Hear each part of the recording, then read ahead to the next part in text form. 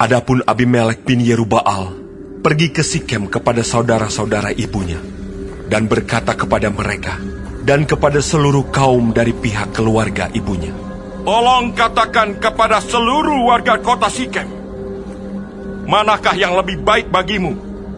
70 orang memerintah kamu, yaitu semua anak Yerubbaal, atau 1 orang? Dan ingat juga bahwa aku darah dagingmu." Lalu saudara-saudara ibunya mengatakan hal ihwalnya kepada seluruh warga kota Sikem. Maka condonglah hati orang-orang itu untuk mengikuti Abimelek. Sebab kata mereka, "Memang ia saudara kita." Sesudah itu mereka memberikan kepadanya 70 uang perak dari kuil Baal Berit. Lalu Abimelek memberikan perak itu sebagai upah kepada petualang-petualang dan orang-orang nekat supaya mengikuti dia. Ia pergi ke rumah ayahnya di Ofra, lalu membunuh saudara-saudaranya, anak-anak Yerubbaal 70 orang di atas satu batu. Tetapi Yotam anak bungsu Yerubbaal tinggal hidup, karena ia menyembunyikan diri. Kemudian berkumpullah seluruh warga kota Sikem dan seluruh Bet Milo. Mereka pergi menobatkan Abimelek menjadi raja dekat pohon Tarbantin di tugu peringatan yang di Sikem. Setelah hal itu dikabarkan kepada Yotam, pergilah ia ke gunung Gerizim dan berdiri di atasnya. Lalu berserulah ia dengan suara nyaring kepada mereka, "Dengarkanlah aku, kamu warga kota Sikem. Maka Allah akan mendengarkan kamu juga. Sekali peristiwa, pohon-pohon pergi mengurapi yang akan menjadi raja atas mereka. Kata mereka kepada pohon zaitun, 'Jadilah raja atas kami.' Tetapi jawab pohon zaitun itu kepada mereka, 'Masakan aku meninggalkan minyakku yang dipakai untuk menghormati Allah dan manusia dan pergi melayang di atas pohon-pohon?' Lalu kata pohon-pohon itu kepada pohon ara, 'Marilah, jadilah raja atas kami.' Tetapi jawab pohon ara itu kepada mereka, 'Masakan aku meninggalkan manisanku dan buah-buahku yang baik dan pergi melayang di atas pohon-pohon?'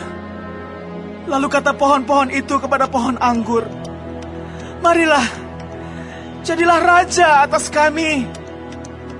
Tetapi jawab pohon anggur itu kepada mereka, 'Masakan aku meninggalkan air buah anggurku yang menyukakan hati Allah dan manusia dan pergi melayang di atas pohon-pohon?' Lalu kata pohon itu kepada semak duri, 'Marilah, jadilah raja atas kami.' Jawab semak duri itu kepada pohon-pohon itu, 'Jika kamu sungguh-sungguh mau mengurapi aku menjadi raja atas kamu, datanglah berlindung di bawah naunganku.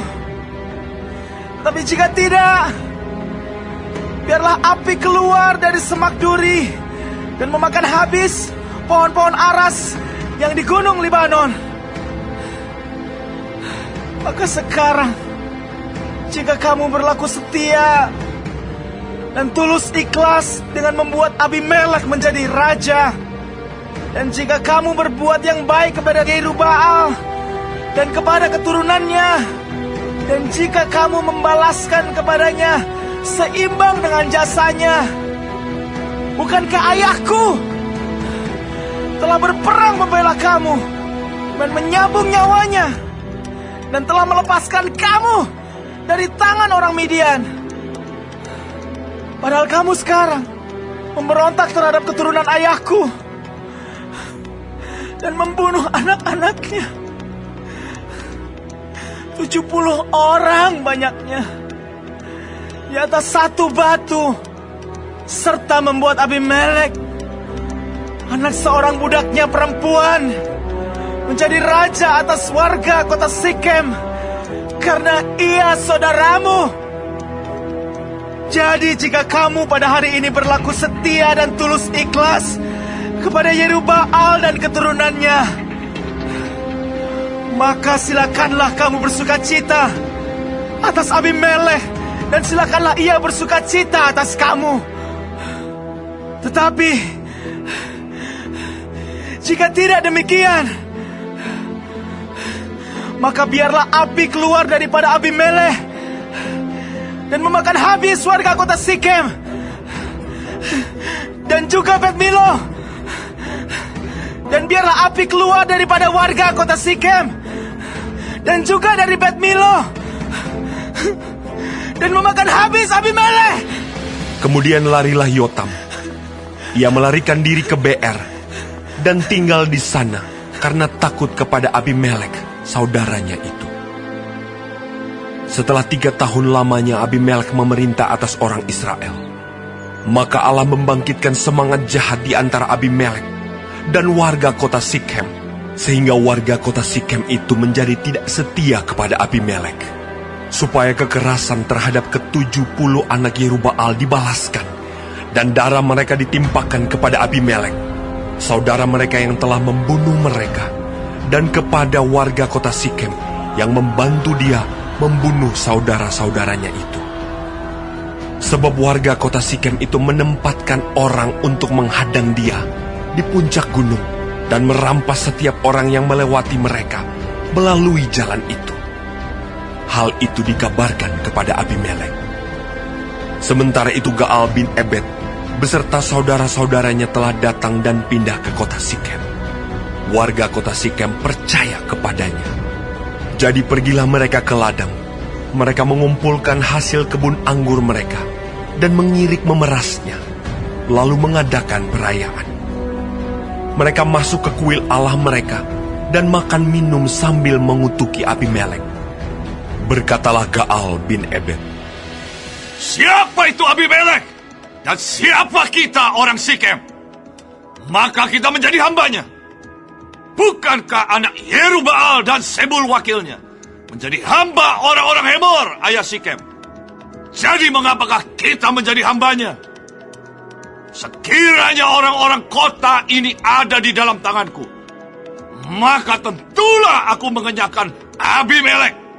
Lalu berkatalah ia ke arah Abimelek, Perkuatlah tentaramu dan majulah.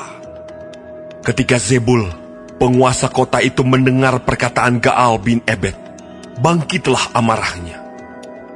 Ia mengirim utusan kepada Abimelek di Aruma dengan pesan, Gaal bin Ebed dan saudara-saudaranya telah datang ke Sikem, dan ketahuilah, mereka menghasut kota itu melawan engkau. Oleh sebab itu, berangkatlah pada waktu malam, engkau dan rakyat yang bersama-sama dengan engkau itu, dan adakanlah penghadangan di padang. Esoknya pagi-pagi, pada waktu matahari terbit, haruslah engkau menyerbu kota itu. Dan jika ia dan orang-orangnya keluar melawan engkau, maka engkau dapat berbuat kepadanya sesuai dengan keadaan yang kau dapati. Sebab itu berangkatlah Abimelek pada waktu malam beserta segala rakyat yang bersama-sama dengan dia. Lalu mereka mengadakan penghadangan dalam 4 pasukan untuk melawan Sikem. Ketika Gaal bin Ebed pergi keluar dan berdiri di depan pintu gerbang kota itu, Abimelek kebetulan bangun dari tempat penghadangannya beserta rakyat yang bersama-sama dengan dia. Ketika Gaal melihat rakyat itu, berkatalah ia kepada Zebul, Lihat, ada orang banyak turun dari puncak gunung. Jawab Zebul kepadanya, Itu bayang-bayang gunung yang kau sangka manusia. Kata Gaal sekali lagi, Lihat, ada orang banyak turun dari gunung pusat tanah. Dan satu kelompok datang dari jalur pautan Batin Peramal. Jawab Zebul kepadanya, Di manakah mulutmu itu yang mengatakan, siapa itu Abimelek? Maka kita menjadi hambanya. Bukankah ini orang-orang yang telah kau hina itu? Majulah sekarang untuk memerangi mereka. Maka majulah Gaal dengan dipandangi oleh warga kota Sikem, lalu berperang melawan Abimelek. Tetapi Abimelek mengejar dia, dan ia melarikan diri dari depannya. dan banyaklah orang tewas sampai di depan pintu gerbang. Adapun Abimelek tinggal di Arumah, tetapi Zebul mengusir Gaal dan saudara-saudaranya, sehingga mereka ini tidak dapat tinggal di Sikem. Keesokan harinya orang-orang kota itu pergi ke ladang. Setelah hal ini dikabarkan kepada Abimelek, dibawanyalah rakyatnya, dibaginya dalam 3 pasukan, lalu mereka mengadakan penghadangan di padang. Ketika dilihatnya bahwa orang-orang kota itu keluar dari dalam kota, bangunlah ia menyerang mereka serta menewaskan mereka. Abimelek dan pasukan yang bersama-sama dengan dia menyerbu dan menduduki pintu gerbang kota, sedang kedua pasukan lain itu menyerbu dan menewaskan semua orang yang ada di padang. Sehari-harian itu, Abimelek berperang melawan kota itu. Ia merebut kota itu dan membunuh orang-orang yang di dalamnya. Kemudian dirobohkannya kota itu dan ditaburinya dengan garam. Mendengar itu, masuklah seluruh warga kota menara Sikem ke dalam liang di bawah kuil El-Berit. Dikabarkanlah kepada Abimelek bahwa seluruh warga kota menara Sikem telah berhimpun di sana. Lalu Abimelek dan seluruh rakyat yang bersama-sama dengan dia naik ke Gunung Zalmon. Abimelek mengambil kapak, lalu memotong dahan-dahan kayu, mengangkatnya dan meletakkannya ke atas bahunya sambil berkata kepada rakyatnya yang bersama-sama dengan dia, Turutilah dengan segera perbuatanku yang kamu lihat ini. Kemudian rakyat itu juga masing-masing memotong dahan-dahan, lalu mengikuti Abimelek, meletakkan dahan-dahan itu di atas liang, dan membakar liang itu di atas kepala orang-orang itu. Demikianlah semua penduduk kota menara Sikem juga mati, kira-kira 1.000 orang laki-laki dan perempuan. Selanjutnya Abimelek pergi ke Tebes. Ia mengepung Tebes, lalu merebutnya. Tetapi ada sebuah menara yang kuat di tengah-tengah kota, dan semua laki-laki dan perempuan, seluruh warga kota itu, melarikan diri ke situ. Mereka menutup pintu di belakangnya, dan naik ke atas sotoh menara itu. Lalu sampailah Abimelek ke menara itu, menyerangnya, dan dapat menerobos sampai ke pintu menara itu untuk membakarnya. Tetapi seorang perempuan menimpakan sebuah batu kilangan kepada kepala Abimelek dan memecahkan batu kepalanya. Dengan segera dipanggilnya bujang pembawa senjatanya dan berkata kepadanya, Unuslah pedangmu dan bunuhlah aku, supaya jangan orang berkata tentang aku, seorang perempuan membunuh dia. Lalu bujangnya itu menikam dia sehingga mati. Setelah dilihat oleh orang Israel bahwa Abimelek telah mati, pergilah mereka masing-masing ke tempat kediamannya. Demikianlah Allah membalaskan kejahatan yang dilakukan oleh Abimelek kepada ayahnya, yaitu pembunuhan atas ke-70 saudaranya. Juga segala kejahatan orang-orang Sikem ditimpakan kembali oleh Allah kepada kepala mereka sendiri. Demikianlah kutuk Yotam bin Yerubbaal mengenai mereka.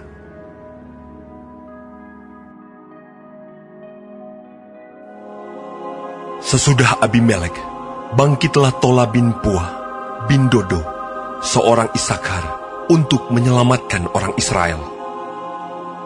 Ia diam di Samir, di pegunungan Efraim, dan ia memerintah sebagai hakim atas orang Israel 23 tahun lamanya.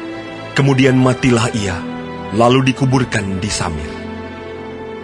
Sesudah dia, bangkitlah Yair, orang Gilead, yang memerintah sebagai hakim atas orang Israel 22 tahun lamanya.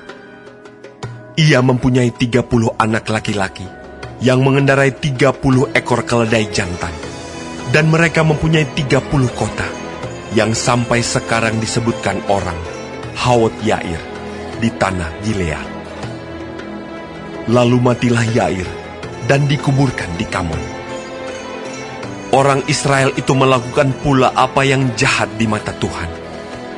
Mereka beribadah kepada para Baal dan para Asyitoret, kepada para allah orang Aram, para allah orang Sidon, para allah orang Moab, para allah Bani Amon, dan para allah orang Filistin. Tetapi Tuhan ditinggalkan mereka, dan kepada Dia mereka tidak beribadah. Lalu bangkitlah murka Tuhan terhadap orang Israel, dan Ia menyerahkan mereka ke dalam tangan orang Filistin dan Bani Amon. Dalam tahun itu juga orang Israel ditindas dan diinjak mereka. 18 tahun lamanya, mereka memperlakukan demikian semua orang Israel yang di seberang sungai Yordan di tanah orang Amori yang di Gilead. Dan Bani Amon pun menyeberangi sungai Yordan untuk berperang melawan suku Yehuda, suku Benyamin, dan keturunan Efraim, sehingga orang Israel sangat terdesak. Lalu berserulah orang Israel kepada Tuhan, katanya, Kami telah berbuat dosa terhadap Engkau, sebab kami telah meninggalkan Allah kami, lalu beribadah kepada para Baal.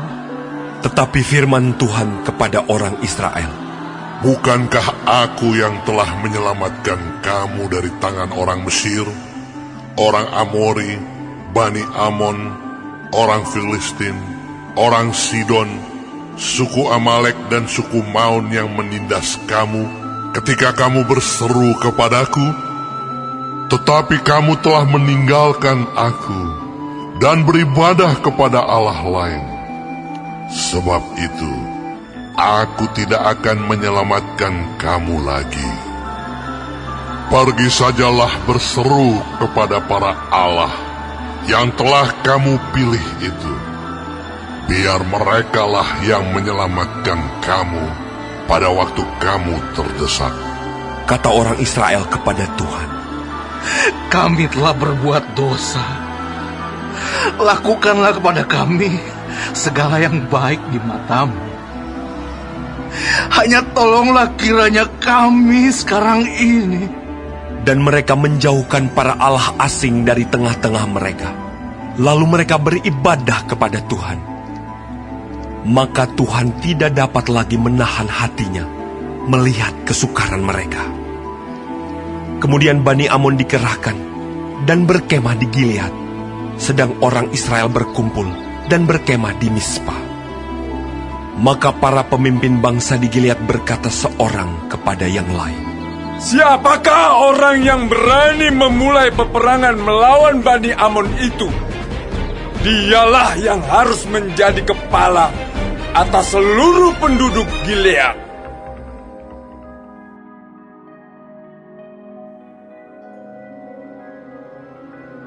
Untuk pemimpin biduan dari Bani Korah, Mazmur.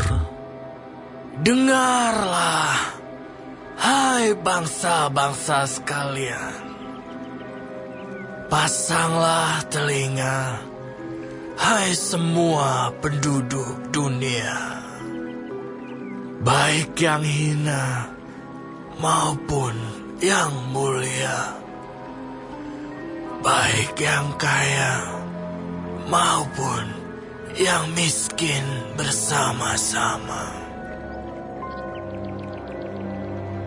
Mulutku akan mengucapkan hikmat, dan yang direnungkan hatiku ialah pengertian.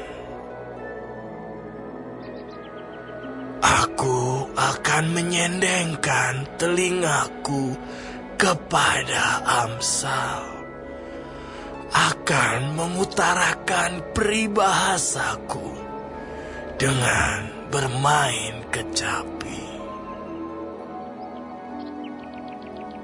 Mengapa aku takut pada hari-hari celaka, pada waktu aku dikepung oleh kejahatan pengejar-pengejarku? Mereka yang percaya akan harta bendanya dan memegahkan diri dengan banyaknya kekayaan mereka. Tidak seorang pun dapat membebaskan dirinya atau memberikan tebusan kepada Allah ganti nyawanya. Karena terlalu mahal harga pembebasan nyawanya dan tidak memadai untuk selama-lamanya, supaya ia tetap hidup untuk seterusnya dan tidak melihat lubang kubur. Sungguh akan dilihatnya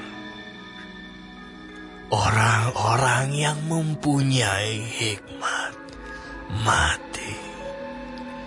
Orang-orang bodoh dan dungu pun binasa bersama-sama dan meninggalkan harta benda mereka untuk orang lain. Kubur mereka ialah rumah mereka untuk selama-lamanya. Tempat kediaman mereka turun-menurun. Mereka menganggap ladang-ladang milik mereka. Tetapi dengan segala kegemilangannya, manusia tidak dapat bertahan. Ia boleh disamakan dengan hewan yang dibinasakan. Inilah jalannya orang-orang yang percaya kepada dirinya sendiri. Ajal orang-orang yang gemar akan perkataannya sendiri. Selah. Seperti domba, mereka meluncur ke dalam dunia orang mati, digembalakan oleh maut. Mereka turun langsung ke kubur. Perawakan mereka hancur. Dunia orang mati menjadi tempat kediaman mereka. Tetapi Allah akan membebaskan nyawaku dari cengkeraman dunia orang mati. Sebab Ia akan menarik aku. Selah. Janganlah takut. Apabila seorang menjadi kaya, apabila kemuliaan keluarganya bertambah, sebab pada waktu matinya, semuanya itu tidak akan dibawanya serta. Kemuliaannya tidak akan turun mengikuti dia. Sekalipun ia menganggap dirinya berbahagia pada masa hidupnya, sekalipun orang menyanjungnya, karena ia berbuat baik terhadap dirinya sendiri, namun ia akan sampai kepada angkatan nenek moyangnya yang tidak akan melihat terang untuk seterusnya. Manusia yang dengan segala kegemilangannya tidak mempunyai pengertian boleh disamakan dengan hewan yang dibinasakan.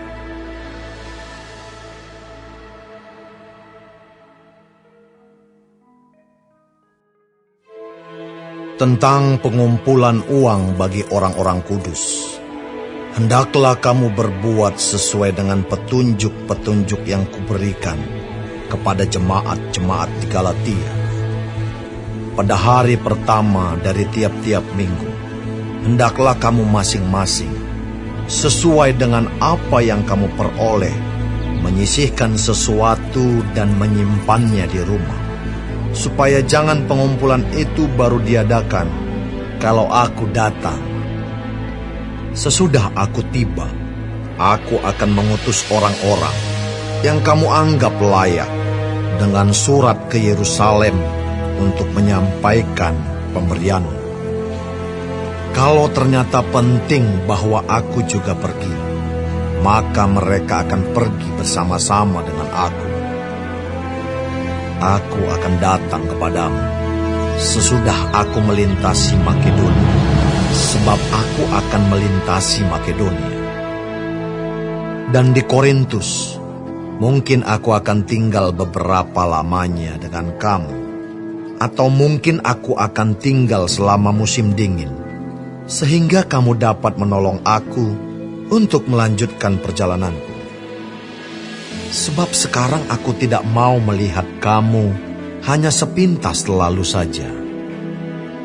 Aku harap dapat tinggal agak lama dengan kamu, jika diperkenankan Tuhan. Tetapi aku akan tinggal di Efesus sampai hari raya Pentakosta, sebab di sini banyak kesempatan bagiku untuk mengerjakan pekerjaan yang besar dan penting, sekalipun ada banyak penentang.